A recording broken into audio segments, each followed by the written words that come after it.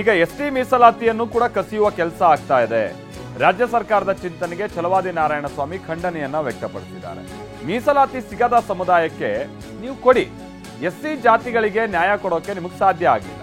ಈಗ ಆಲ್ರೆಡಿ ಒಳ ಮೀಸಲಾತಿ ವಿಚಾರದಲ್ಲಿ ಅನ್ಯಾಯ ಮಾಡಿದ್ದೀರಾ. ನೀವು ಒಳ ಮೀಸಲಾತಿ ಅಸಮರ್ಪಕವಾಗಿ ಹಂಚಿಕೆ ಮಾಡಿ ಅನ್ಯಾಯ ಮಾಡಿದ್ದೀರಾ. ಸುಪ್ರೀಂ ಕೋರ್ಟ್ ಹೇಳಿದಂತೆ ಒಳ ಮೀಸಲಾತಿಯನ್ನ ನೀವು ಕೊಟ್ಟಿಲ್ಲ ಅಂತ ಹೇಳಿದ್ದಾರೆ. ಈಗ ಎಸ್ಟಿ ಸಮುದಾಯಕ್ಕೂ ಕೂಡ ಅನ್ಯಾಯ ಮಾಡೋಕೆ ಹೊರಟಿದ್ದೀರಾ ಅಂತ ಆರೋಪಿಸ್ತಾ ಇದ್ದಾರೆ. ನಾನು ಜಾತ್ಯತೀತ ಅಂತ ಹೇಳ್ತಕ್ಕಂಥ ಸಿದ್ದರಾಮಯ್ಯನವರು ತನ್ನ ಜಾತಿಗಾಗಿಯೇ ಹೋರಾಟ ಮಾಡ್ತಿದ್ದಾರೆ ಮೌನವಾಗಿ, ಯಾರ್ಯಾರನ್ನ ಎಲ್ಲಿ ಸೇರಿಸಬೇಕು ಅಂತ. ನೋಡಿ, ಆ ಜಾತಿಯಲ್ಲೂ ಬಡವರಿದ್ದರೆ ಅವ್ರಿಗೆ ಅನುಕೂಲ ಮಾಡಿಕೊಟ್ರೆ ತಪ್ಪಿಲ್ಲ.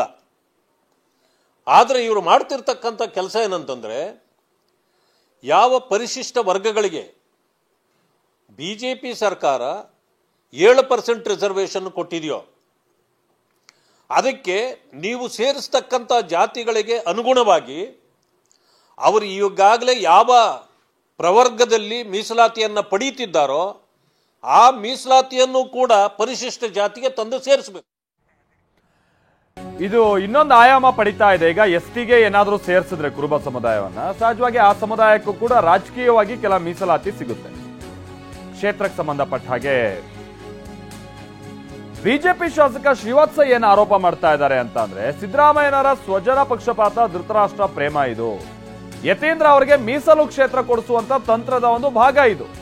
ಕುರುಬ ಸಮುದಾಯ ಈಗ ಆಲ್ರೆಡಿ OBCಯಲ್ಲಿದೆ. ಎಸ್ಟಿಗೆ ಸೇರಿಸಿದ್ರೆ ಅಲ್ಲಿ ಇರುವಂತ ಜನರಿಗೆ ಅನ್ಯಾಯ ಆಗಲ್ವಾ? ಇಷ್ಟು ದಿನ ಮುಸ್ಲಿಂ ಓಲೈಕೆ ಆಗ್ತಾ ಇತ್ತು, ಈಗ ಸಮುದಾಯದ ಓಲೈಕೆ ಶುರು ಮಾಡಿದ್ದಾರೆ ಅಂತ ಟೀಕೆ ಮಾಡಿದ್ದಾರೆ. ಈಗಾಗಲೇ ಕುರುಬ ಸಮುದಾಯವನ್ನು BCA ಬ್ಯಾಕ್ವರ್ಡ್ ಕ್ಲಾಸಲ್ಲಿ ಈಗಾಗಲೇ ಇದ್ದಾರೆ.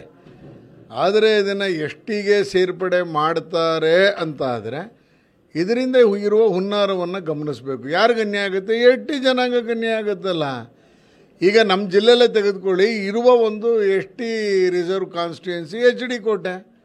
ಆ ಜಾಗದಲ್ಲಿ ನೀವು ಎಷ್ಟಿ ಒಳಗೆ ಇವ್ರನ್ನ ತೊಗೊಂಬಂದು ರಾಜಕೀಯವಾಗಿ ಇವ್ರಿಗೆ ಸ್ಥಾನಮಾನ ಕೊಡ್ತೀನಿ ಅಂದರೆ, ಏನಾದ್ರು ಯತೀಂದ್ರ ಅವ್ರನ್ನ ತೊಗೊಂಬಂದು ಕೋಟೆಯಲ್ಲಿ ನಿಲ್ಲಿಸ್ತಾರ ಅನ್ನೋ ಭಯ ಬಂದ್ಬಿಟ್ಟಿದೆ.